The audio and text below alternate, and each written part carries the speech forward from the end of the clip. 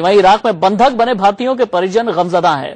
उनके आंसू रुकने का नाम नहीं ले रहा है। उन्हें आखिरी बार आस बस मोदी सरकार से है। इन्हें भरोसा है कि सरकार उनके परिजन को सुरक्षित वापस ले आएगी। ये लोग आज शाम विदेश मंत्री सुषमा स्वराज से मिलने वाले हैं। इस वक्त हमारे साथ करीब 8-10 परिवार जा रहे हैं, जिनमें से 6-7 परिवार जो अमृतसर से संबंधित है और 2 परिवार जो है वो हुशियारपुर और जलंधर से संबंधित है। और कुछ परिवार ने हमारे से दिल्ली में ही मुलाकात करेंगे, हमारे साथ ही मिलेंगे। और हम सुषमा स्वराज से मिलने जा रहे हैं, जो इराक में हमारे जो नौजवान इस वक्त मुसीबत में है, उन्हें उनके घर वापसी के लिए सुषमा स्वराज से हम अपील करेंगे जाके, तो ताकि जो सुषमा जी वैसे तो कर रहे हैं कोशिश उनके वापसी के लिए, लेकिन जो कुछ कमी पेशी है, कोई कसर है, तो वो भी हम अपील करेंगे उसको भी वो निकाल दें।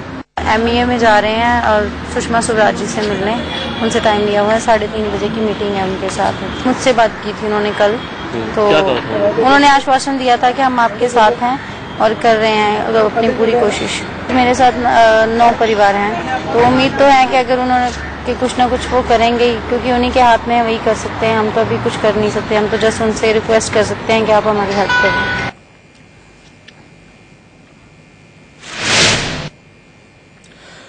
वहीं इराक संकट को लेकर पंजाब के मुख्यमंत्री प्रकाश सिंह बादल ने वेंकैया नायडू से मुलाकात की और बंधकों की जल्द रिहाई के लिए कदम उठाने की मांग की।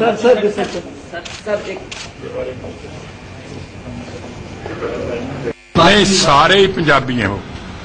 और कल शाम को मैं सुषमा स्वराज जी से मिला हूं और सारी उनके बात की है, और आज भी हम मिलेंगे। वो पूरी कोशिश कर रहे हैं कि इसके लिए जो कुछ सेंटर सरकार कर सकती है वो कर। और हम भी वहां अपनी चीफ सेक्रेटरी साहब को हिदायत की है कि जो उनके घर वाले हैं उनसे गवर्नमेंट में जाके मिले, डीसी मिले और उनसे राब्ता कायम करें। हम अपने हर इससे कांटेक्ट है, हमने स्पेशल नंबर भी वहां टेलीफोन का उनकी फैमिलीज को दे दिया है। यहां भी सेंट्रल गवर्नमेंट ने कर दिया है और आज फिर कोशिश करेंगे सुषमा स्वराज से लेटेस्ट पोजीशन जो है उनकी पता।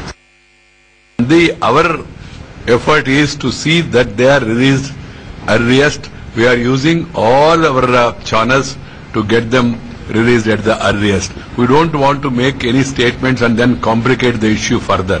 Whatever needed to be done, it will be done. The priority is to get them back and make their families happy. सबसे हमारी जो अव्वल हमारी जिम्मेदारी है वो कि जो भारतीय वहां पे अपहरण हुए हैं उनको कैसे हम सुरक्षित वापस घर ले आए। उनकी सुरक्षा हमारी सबसे बड़ी अभी डिप्लोमेटिक और सबसे बड़ी चैलेंज है।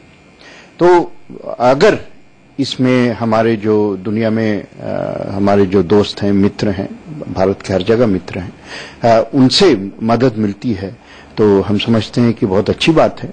लेकिन हमारा जो प्रयास है वो वही है, वो जारी रहेगा कि सबसे पहले ये जो हमारे देशवासी हैं ये वापस कैसे सुरक्षित आ जाए। हमारे काफी सारे लोग वहां पे काम कर रहे हैं, उनको सही सलामत वहां से निकालना मौजूदा हुकूमत, मरकजी हुकूमत की एक बहुत बड़ी चुनौती बन गई है। हम तो यही उम्मीद करेंगे कि वो तमाम कोशिशें जो हैं और तमाम तरीके इस्तेमाल करके हमारे लोगों को वहां से सही सलामत वापस निकालें। जल्दबाजी में कुछ कहने की आवश्यकता नहीं है। हम लोगों को सबको चिंता है, जो उनके परिजन हैं उनको विशेष चिंता है, लेकिन पूरे देश को चिंता है। मैं समझता हूं इस वक्त पूरे देश में एक ही ध्वनि और एक ही भाषा से हमको उन लोगों का मनोबल बढ़ाए रखना चाहिए जो लोग वहां घिरे हैं, वो कैदी हैं या नहीं हैं, घिरे हैं, वहां से निकल नहीं पा रहे। और इराक की सरकार, जिनका व्यवहार हमारे साथ हमेशा बहुत अच्छा रहा है, उनके साथ संपर्क बना के रखना चाहिए ताकि जल्द से जल्द हम इन लोगों को वहां से सुरक्षित वापस ला सकें। सीधे रुख करेंगे चंडीगढ़ का मेरे सहयोगी विपिन परमार चंडीगढ़ से लाइव मौजूद हैं। विपिन परमार, मुझे बताइए, अब केंद्र सरकार बहुत ज्यादा एक्टिव लग रही है, विदेश मंत्रालय भी बहुत ज्यादा एक्टिव है। विदेश मंत्री सुषमा स्वराज का यह कहना है कि हर मुमकिन, संभव और मजबूत कोशिश जो भी की जानी है वो की जा रही है। जो जत्था विदेश मंत्री से मिलने के लिए आने वाला था दिल्ली, वो कब रवाना हो रहा है, कितने बजे मुलाकात होगी और घर वालों का अभी हाल क्या है?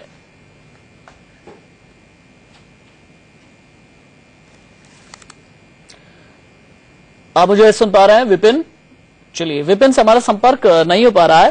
दरअसल इराक के मोसुल शहर में एक प्रोजेक्ट के लिए काम कर रहे 40 भारतीयों का अगवा कर लिया गया। ये सभी लोग वहां कंस्ट्रक्शन कंपनी में काम करते थे। इनकी किडनैपिंग के पीछे Islamic State in Iraq and al Sham यानी ISIS आतंकियों के हाथ होने की आशंका जताई जा रही है। चलिए चल सकते हैं एक बार हम चंडीगढ़। मेरे सहयोगी विपिन परमार है। विपिन परमार, क्या कुछ पीड़ित परिवार भी आपके साथ हैं? उन लोगों से बात कीजिए, क्या बीत रही है उन पर? विदेश मंत्रालय की तरफ से जो भी उन्हें आश्वासन दिया गया है वो अभी कितने आश्वस्त हैं? राशिद, बिल्कुल इस समय मैं छावनी कला गांव होशियारपुर जिला में मौजूद हूं। मेरे साथ कमलजीत सिंह का परिवार है जो कि 9 महीने पहले इराक गया था। आप देख सकते हैं ये परिवार गमजदा है। अगर बात करें, एक डेलीगेशन पंजाब सरकार के द्वारा सुबह 8 बजे के करीब जो है दिल्ली के लिए निकला था, जिसमें 6 परिवार अमृतसर के थे, 2 परिवार होशियारपुर के, जिनमें एक कमलजीत के छोटे भाई भी सुषमा स्वराज से आज भेंट करेंगे। हमारे साथ परमिंदर सिंह मौजूद है जो कि खुद इराक में रहकर आए हैं, उस कंपनी में काम करके आए हैं जहां से उन्हें बंदी बनाया गया था। परमिंदर, आप बताइए किस तरह के हालात रहते हैं वहां पर, और अब जैसे एक डेलीगेशन सुषमा स्वराज से मिलने जा रहा है, कितने आश्वस्त हैं आप? सर जी देखो, ਅੱਜ ਤੋਂ 2 ਸਾਲ ਪਹਿਲਾਂ ਤਾਂ ਠੀਕ ਸੀ ਕੰਪਨੀ ਦੇ ਹਾਲਾਤ। ਕੰਪਨੀ ਸੈਲਰੀ ਵਗੈਰਾ ਰੋਟੀ ਪਾਣੀ ਸਭ ਕੁਝ ਟਾਈਮ ਨਾਲ ਮਿਲ ਰਿਹਾ ਆ, ਠੀਕ ਹੈ ਜੀ। ਜਦੋਂ ਤੋਂ ਜੰਗ ਲੱਗੀ ਆ ਜੀ ਉਦੋਂ ਤੋਂ ਜ਼ਿਆਦਾ ਕੰਮ ਖਰਾਬ ਹੋ ਗਿਆ। ਸਾਡੀ 11 ਤਰੀਕ ਨੂੰ ਮੇਰੇ ਬ੍ਰਦਰ ਹੋਣਾ ਨਾਲ ਕੰਪਨੀ 'ਚ ਗੱਲ ਹੋਈ ਸੀ ਪਹਿਲਾਂ। ਉਹਨੇ ਮੈਨੂੰ ਇਹੀ ਗੱਲ ਕਹੀ ਸੀਗੀ ਕਿ ਅਸੀਂ ਠੀਕ ਠਾਕ ਆ ਕੰਪਨੀ ਦੇ ਵਿੱਚ, ਤੇ 11 ਤਰੀਕ ਨੂੰ ਉਹਨਾਂ ਨੂੰ ਉੱਥੋਂ ਕੰਪਨੀ ਦੇ ਵਿੱਚੋਂ ਲੈ ਗਿਆ। ਫਿਰ ਮੇਰੀ ਉਹਨਾਂ ਨੇ 15 ਤਰੀਕ ਨਾਲ ਗੱਲ ਹੋਈ, ਯਾਨੀ ਕਿ रोज मेरी 1-2 मिनट उन्होंने नाल गल होंदी रहिंदी सीगी। ते उस तो बाद सर मेरी ना एक दिन लास्ट मेरी 17 तरीक रात ਨੂੰ 2 ਵਜੇ ਗੱਲ ਹੋਈ ਆ। ਉਹਦੇ ਵਿੱਚ ਉਹਨੇ ਸਾਨੂੰ ਇਹ ਕਿਹਾ ਵੀ ਇਹਨਾਂ ਨੇ ਸਾਡੇ ਤੋਂ ਫੋਨ ਔਰ ਲੈਪਟਾਪ ਵਗੈਰਾ ਜੋ ਵੀ ਸਾਡੇ ਨਾਲ ਧੱਕੇ ਕਰਨ ਡਏ ਆ ਤੇ ਸਾਡੇ ਕੋਲੋਂ ਸਭ ਕੁਝ ਖੋਲਿਆ ਗਿਆ ਆ, ਤੇ ਹੁਣ ਮੈਂ ਦੁਬਾਰਾ ਸ਼ਾਇਦ ਤੁਹਾਡੇ ਨਾਲ ਨਾ ਗੱਲ ਕਰ ਪਾਵਾਂ। ਸਰ ਉਸ ਦਿਨ ਤੋਂ ਬਾਅਦ ਨਾ ਸਾਡੇ ਨਾਲ ਕੋਈ ਉਹਨਾਂ ਦੀ ਗੱਲ ਹੋਈ, ਨਾ ਕੋਈ ਕਿਸੇ ਨਾਲ ਕਾਲ ਕੀਤੀ। ਮੈਂ ਸਰ ਆਲਰੇਡੀ हर रोज यानी लगातार रेगुलर अपने इराक दे विच कॉल कर रहे हैं, कभी किसी मुदीर नाल, कभी किसी छोटे मैनेजर नाल, लेकिन सर सानू उत्थों कोई जवाब नहीं मिल रहा। और आप देख सकते हैं किस तरह से ये परिवार, छोटे छोटे 2 बच्चे हैं कमलजीत सिंह के, उनकी धर्मपत्नी गम में है, उनकी माता जी हमारे साथ मौजूद हैं, आंखें नम है लगातार। जिस तरह से मैम अगर डेलीगेशन की बात करें, एक आज सरकार पंजाब सरकार लेके जा रही है दिल्ली, तो तुसी की चाहुंदे हो कि जिद्दां दे कदम चकने चाहिए उदां दे करन?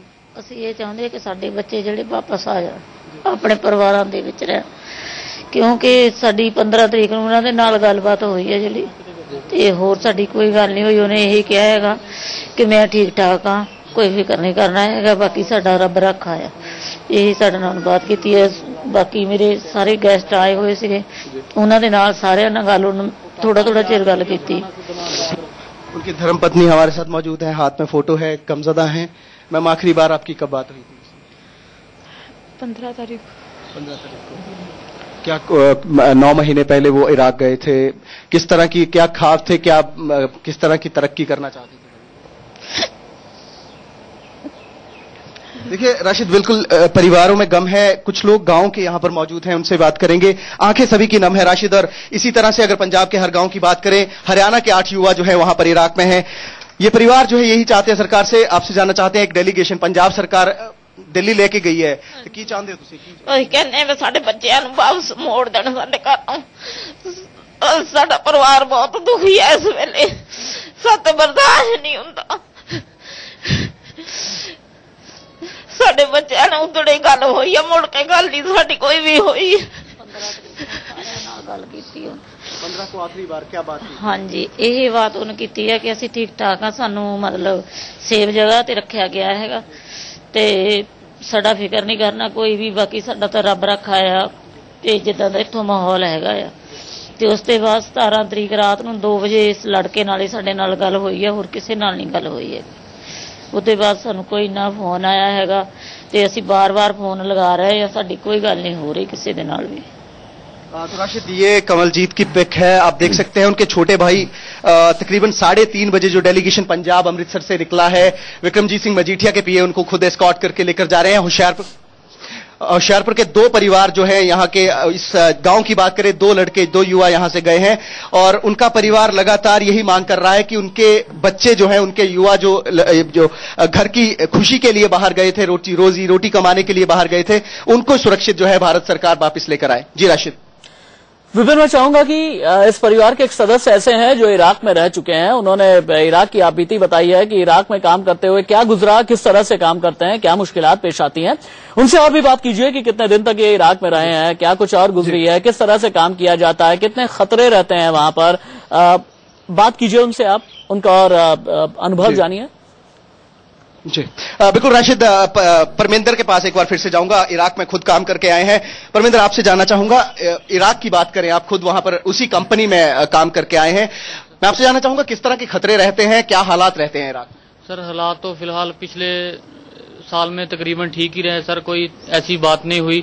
हम लोग बाहर आ जा सकते थे, कंपनी के लिए किसी चीज की लोड पड़ती हम लोग आ जा सकते थे। लेकिन सर एक्चुअली कुछ ही समय से, जब से जंग शुरू हुई है तभी से प्रॉब्लम आई है। सर एक बात मैं और कहना चाहूंगा, मैं सर इंडियन एम्बेसी को कहना चाहता हूं, जब सर 11 तारीख को हमारे जो उधर 41 आदमी थे वो प्रॉब्लम में फंसे, तो मैंने इंडिया एम्बेसी उधर इराक में एक डीपी सिंह को कॉल किया। तो उन लोगों को मैंने सर बोला कि सर हमारे 11 जो 41 आदमी है सर वो प्रॉब्लम में फंसे हुए। लेकिन सर वो डीपी सिंह ने हमको जवाब दिया कि जो 41 आदमी है, मैं तो खुद इस मुश्किल में पड़ा हूं, मैं आपकी कोई हेल्प नहीं कर सकता। हाँ जी, वो सर वो डीपी सिंह जो इंडियन एम्बेसी है उसने खुद मेरे को ये बात कही है कि मैं आपकी कोई हेल्प नहीं कर सकता किसी तरीके की। अगर बात करें इराक के उन हालातों की, जब आप वहां पर अमूमन नॉर्मल हालातों में जब काम करते हैं, भारतीयों के साथ किस तरह का व्यवहार वहां पर रहता है? ये जो शिया सुन्नी का विवाद वहां पर चल रहा है, आतंकवादियों का जिस तरह से चल रहा है, उस समय किसी तरह की लहर इस तरह की देखने को मिली थी या किसी तरह का कोई डोमिनेंस देखने को मिलती है वहां पर? नहीं सर, एक्चुअली हमारे साथ शिया सुन्नी सारे पूरे परिवार हमारे साथ मिलकर काम कर रहे थे। हम लोग कंपनी में तकरीबन 2000 इराकी था, जिसमें शिया सुन्नी था हम लोग, बाकी 91 अपने इंडियन थे, जिसमें बांग्लादेश, भारत के, कोलकाता के और पंजाब के कुछ लोग थे। तो हमारे पहले कभी भी ऐसी बात नहीं सुनने को आई कि शिया सुन्नी का कोई प्रॉब्लम से हम लोगों को प्रॉब्लम आए। वो इराक की प्रॉब्लम इराक में थी, लेकिन हम लोगों को कभी नहीं किसी ने बोला कि आपके लिए, या हम लोगों को कभी खाने के लिए या किसी और के लिए किसी के भी कुछ भी नहीं। कमलजीत से कोई बात हुई हो कि इंडियन एमएलसी से बात की जाए या इंडियन गवर्नमेंट से बात करे, कोई आतंकवादियों ने कुछ ऐसा कहा हो कि अगर वो भारत सरकार बात करती है तो उन्हें छोड़ दिया जाएगा, कुछ ऐसा कुछ कमलजीत के द्वारा? एक्चुअली मेरी बात सुनिए सर, इंडियन एम्बेसी से लगातार सर जो 21 आदमी थे लगातार सर कॉल कर रहे हैं, लेकिन इंडिया एम्बेसी कोई जवाब नहीं दे रही। जो सर 41 इंडियन आदमी थे ना, वो सर मेरे को कॉल कर रहे थे कि लकी तुम इधर बैठे किसी न किसी से बात करो, या कंपनी के किसी मदीर से बात करो, हम लोगों को इधर से निकालो। सर मैंने अपनी पूरी कोशिश की, इंडियन एम्बेसी से बात की, और उधर जो भी हमें इराक का मेरे पास नंबर था, किसी का कॉन्टैक्ट नंबर था, कंपनी के नंबर थे, सभी नंबर पर सर मैंने कॉल की, लेकिन सर किसी नंबर पर मेरे को सर ये नहीं कि किसी ने और लोग विश्वास दिवा रहे हैं। अभी भी सर मेरे को, मैं अभी भी कॉल करके सुबह हटाऊं 2 बार कॉल किया है, लेकिन वो मेरे को अभी बोल रहे हैं कि आपके जो आदमी है इधर वो सेफ हैं, वो सेफ जगह पर हैं, कोई टेंशन नहीं है। लेकिन सर मैंने उन लोगों को एक सवाल किया कि अगर सेफ है मेरी उन लोगों से बात करवाओ। तो सर जब मैंने उन लोगों से बात करवाने के लिए बोला तो उन लोगों ने फोन काट दिया। रेगुलर मैंने ट्राई करने के बाद फिर भी वो फोन नहीं उठा रहे। सही है, इसका सर मैं 2 दिन से बिल्कुल राशिद, इसी तरह से बेबस हैं। लगातार जब आखिरी बार 17 तारीख को बात हुई थी, यही बात उनके द्वारा ये कहा गया था कि फोन नहीं उठा रहे। सही है, इसका सर मैं 2 दिन से बिल्कुल राशिद, इसी तरह से बेबस हैं। लगातार जब आखिरी बार 17 तारीख को बात हुई थी, यही बात उनके द्वारा ये कहा गया था कि किसी भी तरह से उनको वापस ले जाया जाए। बेबस हैं, लेकिन फिलहाल एक डेलीगेशन सुषमा स्वराज से मिलने के लिए गया है। अब देखना ये होगा कि सरकार उन भारतीयों को सुरक्षित घर लाने के लिए, अपने बच्चों से, अपने माता पिता से मिलवाने के लिए आखिर क्या कदम उठाती है। जी राशिद।